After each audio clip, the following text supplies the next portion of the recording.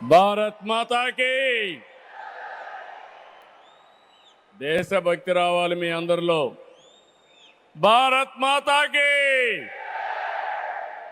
భారత్ మాతాకి, తెలుగు తల్లికి, తెలుగు తల్లికి అందరికీ నమస్కారం. Honourable prime minister Narendra Modi గారు, ఆనరబుల్ గవర్నర్ అబ్దుల్ నజీర్ గారు,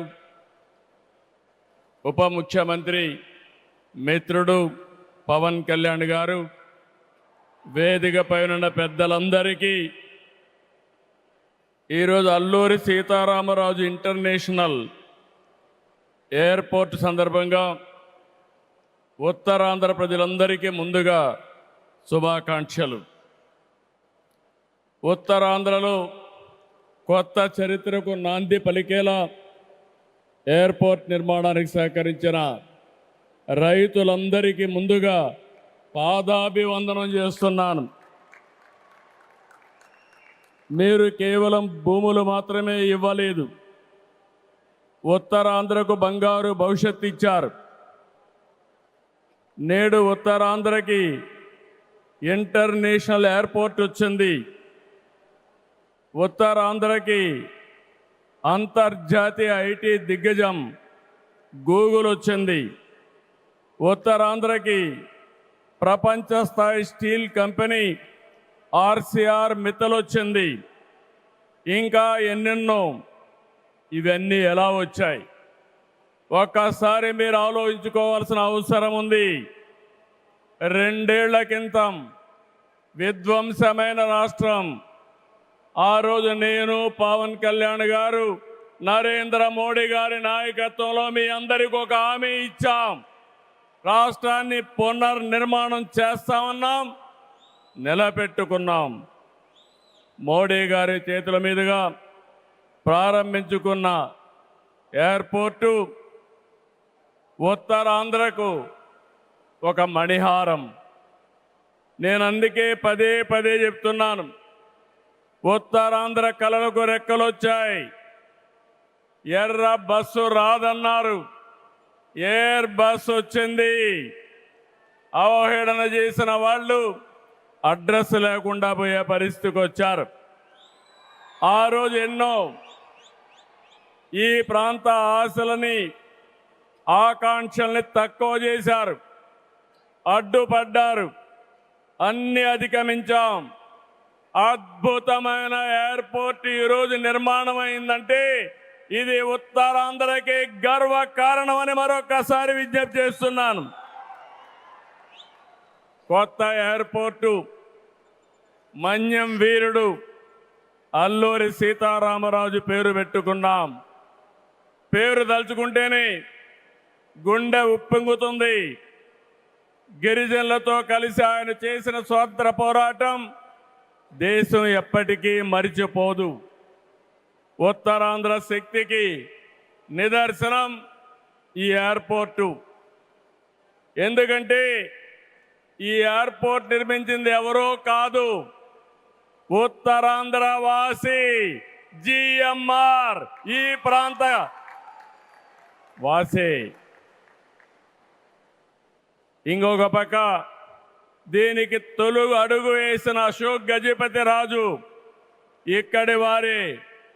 ఏవియేషన్ మంత్రిగా నిర్మాణం పూర్తి చేసే బాధ్యత తీసుకున్న రామ్మోహన్ నాయుడుది కూడా ఉత్తరాంధ్రనే. ఇది ఉత్తరాంధ్ర సత్తా అని మరొక్కసారి మీ అందరికీ విజ్ఞప్తి చేస్తున్నాను.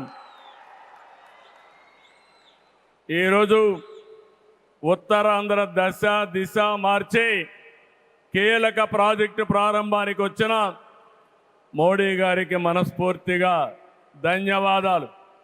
ఈరోజు మనందరం గుర్తుపెట్టుకోవాలి, వెంటిలేటర్ పైనున్న ఆంధ్రప్రదేశ్కి ఆక్సిజన్ ఇచ్చి ఈరోజు నిలబెట్టిన వ్యక్తి నరేంద్ర మోడీ గారు. నేను మిమ్మల్ని అడుగుతున్నా, ఆంధ్రుల సెంటిమెంట్ విశాఖ ఉక్కు నిలబెట్టింది ఎవరు? ఎవరు ఎవరు విశాఖ రైల్వే జోన్ మంజూరు చేసి విభజన హామీని నెరవేర్చింది ఎవరు? పోలవరానికి సాయం చేసి గాడిన పెట్టింది ఎవరు? రాజధానికి నిధులిచ్చి పనులు పునఃప్రారంభించిన వ్యక్తి ఎవరు? 2027 భోగాపురంలో చెప్తున్నాను, పోలవరాన్ని పూర్తి చేసి మన ప్రధాని చేతుల మీద జాతికి అంకితం చేస్తామని హామీ ఇస్తున్నాం. 2028 అమరావతి మొదటి దశ పనులన్నీ పూర్తి చేసి మన ప్రధానమంత్రి నరేంద్ర మోడీ గారి చేతుల మీదుగా ప్రారంభిస్తామని మీ అందరికీ హామీ ఇస్తున్నాను. దీనికి మనందరం థ్యాంక్స్ చెప్పాలనా లేదా అని అడుగుతున్నా. చెప్పాలనా లేదా అని అడుగుతున్నా. థ్యాంక్ యూ, థ్యాంక్ యూ, ధన్యవాదాలు, ధన్యవాదాలు. ఏఎస్ఆర్ ఎయిర్పోర్టు 2703 ఎకరాలు, 5641 కోట్ల రూపాయలు అద్భుతంగా వచ్చింది. ఎయిర్పోర్టుని ఫ్లయింగ్ ఫిష్ ఆకారం నిర్మించారు. మన తీర ప్రాంతాన్ని ఇది గుర్తు చేస్తుంది. అటు సముద్రం, ఇటు పచ్చని కొండల మధ్య విమాన ప్రయాణమే కొత్త అనుభూతిని తీసుకొస్తుంది. నేను చాలా విమానాశ్రయాలు చూశాను, కానీ భోగాపురం ఒక ప్రత్యేకమైన ఎయిర్పోర్ట్ అని మరొకసారి మీకు విజ్ఞప్తి చేస్తున్నా. ఎయిర్పోర్ట్లో అడుగడుగున తెలుగు కళలు, సంస్కృతి కనిపిస్తున్నాయి. తెలుగు ముగ్గులు, ఏటి కొప్పాక బొమ్మలు, కూచిపూడి నృత్యం, తోలు బొమ్మలాట, బొబ్బలి వీణ, నాదస్వరం, లేపాక్ష నంది వంటివి ప్రతిబింబించేలాగా తీర్చిదిద్దారు. విశాఖ నుంచి భోగాపురాన్ని నిర్మించే బీచ్ కారిడారు ప్రకృతి అందాలతో మరింత ఆకర్షణ తెస్తుంది.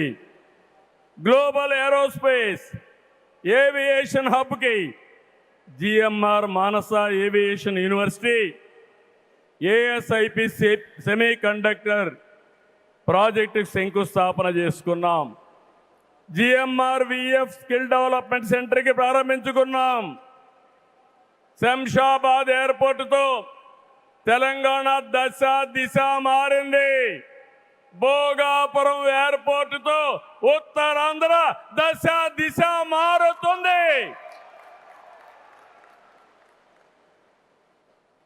2015లో ఆనాడు ప్రధానమంత్రిగా ఉన్న నరేంద్ర మోడీ గారి నాయకత్వంలో ప్రకటన చేశాం.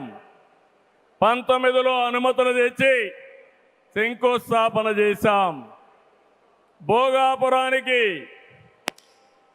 నాడు కొబ్బరికాయ కొట్టింది మనమే, నేడు గుమ్మడికాయ కట్టింది మనమే. గుర్తుపెట్టుకోమని కోరుతున్నాను. ఈ 2 ఏళ్లలో ప్రధానమంత్రి గారి సహకారంతో ఉత్తరాంధ్రలో 189 ప్రాజెక్టులకు సంబంధించి 6,13,00,000 పెట్టుబడులు. ఇవి పూర్తయితే 5,57,000 మందికి ఉద్యోగాలు వస్తాయని మీ అందరికీ విజ్ఞప్తి చేస్తున్నా. ఉత్తరాంధ్రలో వచ్చే 3 ఏళ్లలో 2,784 కోట్లతో 8 ప్రధాన సాగునీటి ప్రాజెక్టులు పూర్తి చేస్తాం. ఇది కాకుండా 65 సంవత్సరాలుగా పెండింగ్ ఉన్న నేరేడు బ్యారేజీని కేంద్రం క్లియర్ చేశాం. చేశారు. దశాబ్దాల కలని నిజం చేస్తాం. ఈ నెల 14వ తేదీన గోదావరి నీటిని ఉత్తరాంధ్రకి ముఖ్యంగా అనకాపల్లికి తీసుకొచ్చే బాధ్యత ఎన్డీఏ ప్రభుత్వం తీసుకుంటాం. గోదావరి పోల వంశధారిని అనుసంధానం చేసే బాధ్యత తీసుకుంటాం. ఉత్తరాంధ్రలో టూరిజం, ఫార్మా, నేషనల్ హైవేలు, పోర్ట్లు, ఎయిర్పోర్ట్లు, railway connectivity, rare earth minerals, ప్రసిద్ధ పుణ్యక్షేత్రాలు, అరకు, పాడేరు, సుందర ప్రాంతాలు లేనిదంటూ లేదు. వీటితో ఉత్తరాంధ్ర నుంచి వలసలు పోరు. వేరే ప్రాంతాల్లో శ్రీకాకుళం కాలనీలు ఉండవు. వేరే ప్రాంతం నుంచి ఉత్తరాంధ్రకు వలసలు వచ్చే రోజు తొందరలోనే ఉందని మరొకసారి విజ్ఞప్తి చేస్తున్నాను. మిమ్మల్ని కోరేది ఒకటి, ప్రతి వ్యక్తికి అవసరమైన అవకాశాలు కల్పిస్తున్నాం. వాటిని అందిపుచ్చుకోండి. మీ జీవితాలకి మార్చుకుంటూనే సమాజం కోసం, ఈ ప్రాంతం కోసం పనిచేయాల్సిందిగా మిమ్మల్ని అందరినీ కోరుతున్నా. ఈ సందర్భంలో నేను ఒక్క విషయం మీ అందరికి గుర్తు చేయాలి. ఇప్పుడే పవన్ కళ్యాణ్ గారు కూడా ఆవేదన గుర్తు చేశారు. We're in inspiring time. PM Saab, Modi Saab, I am telling you with my heart. We are in inspiring time. The world has moved from IT to AI. The right knowledge is available. The right technology is maturing. But we need leaders to deliver. Democratic countries everywhere are facing crisis, searching for new leaders. We are fortunate, India is fortunate. There is a tested leadership. 25 years, Narendra Modi ji as Chief Minister and Prime Minister of India has done extraordinary work. నేను చెప్పింది వాస్తవం అయితే మోడీ గట్టిగా చెప్పాలి. Modi, Modiji.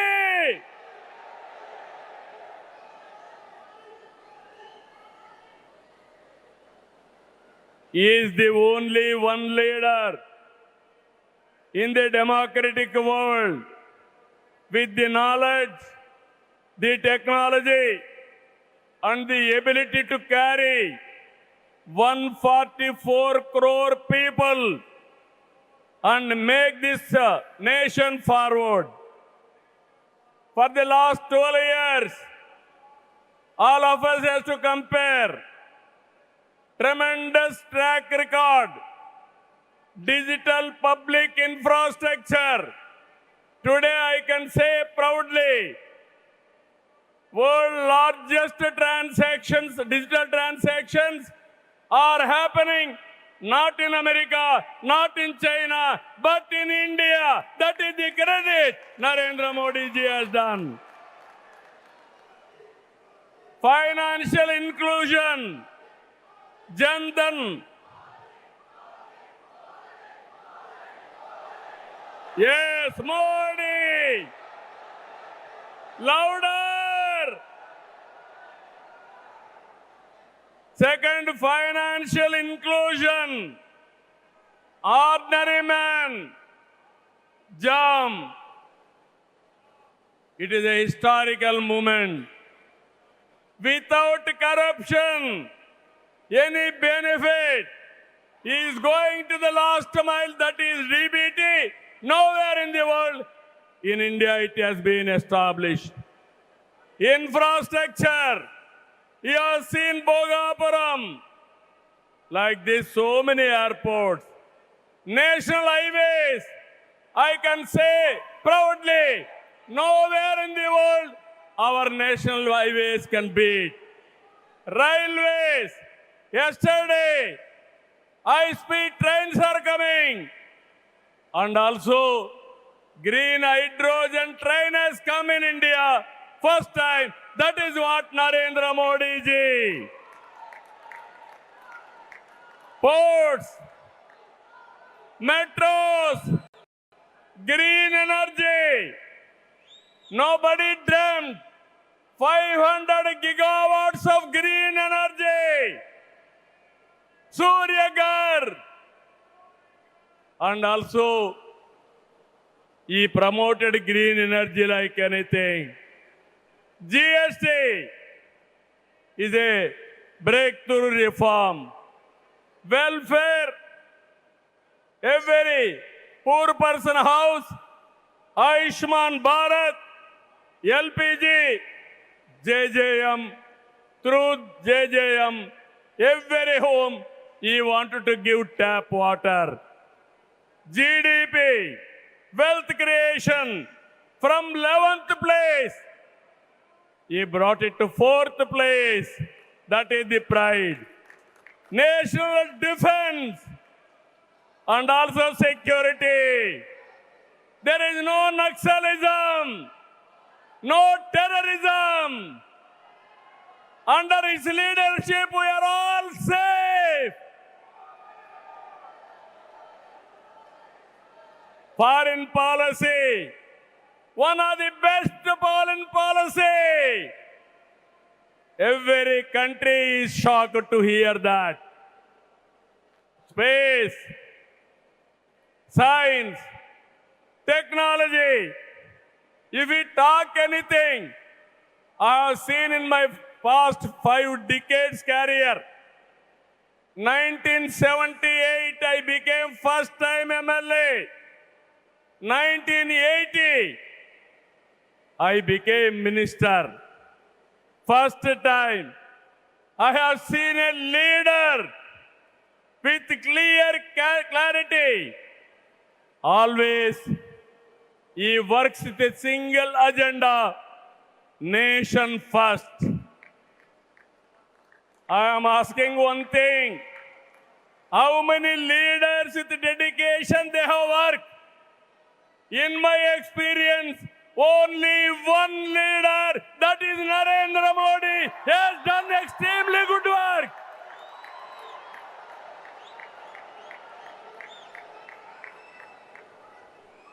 He is having a clarity. Vikasit Bharat 2047. There are external factors. Somewhere, in India, there is a problem of LPG. This year, environmental imbalance, rainfall deficiency.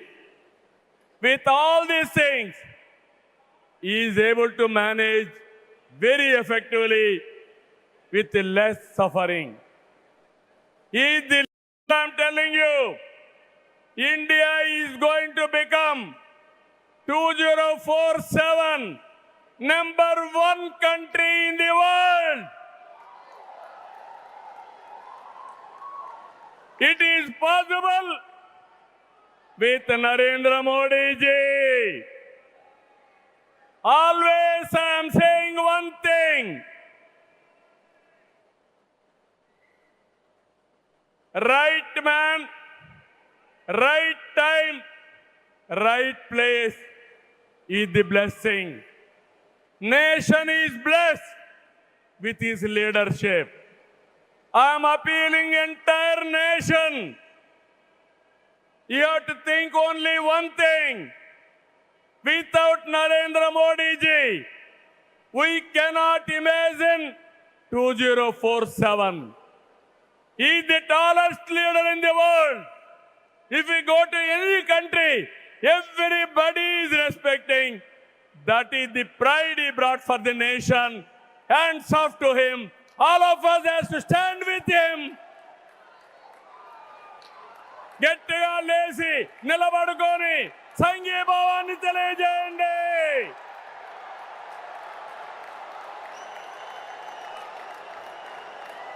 గట్టిగా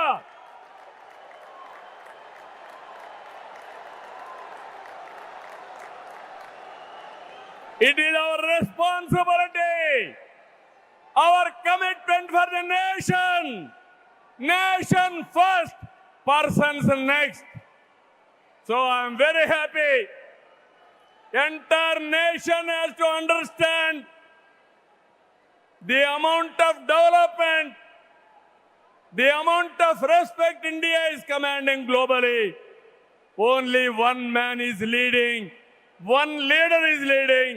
That leader is Narendra Modi ji. We have to protect his leadership. All of us have to talk about it. Those who are criticizing him, they have to understand what they have contributed for this nation. He has done for the last 25 years extraordinary work. So with this, భారతదేశాన్ని number 1గా నిలబెట్టే శక్తి నరేంద్ర మోడీ గారికి ఉంది. తెలుగు జాతి చరిత్ర సృష్టించే శక్తి మనకుంది. అల్లూరి సీతారామరాజు స్ఫూర్తితో ఐక్యంగా అడుగేద్దాం. అటు కేంద్రం ఇటు రాష్ట్రం కలిసి ముందుకెళ్దాం. తెలుగు జాతిని నెంబర్ 1గా చేసుకోవాలని మరొక్కసారి మీ అందరికీ విజ్ఞప్తి చేస్తూ, ఉత్తరాంధ్ర మళ్ళీ చెప్తున్నా, ఇంక మీరు పేద అరుపులు అరవడానికి లేదు. ఉత్తరాంధ్ర ఉత్తమ ఆంధ్ర, నెంబర్ 1 ఆంధ్ర, నెంబర్ 1 ప్రపంచంలో దేశం రావాలి. విత్ దిస్ మరొకసారి మీ ఉత్సాహం చూశాను, మీ కమిట్మెంట్ చూశాను. ఇక్కడ ఎంతమంది ఉన్నారో, ఎంతమంది బయటనున్నారు.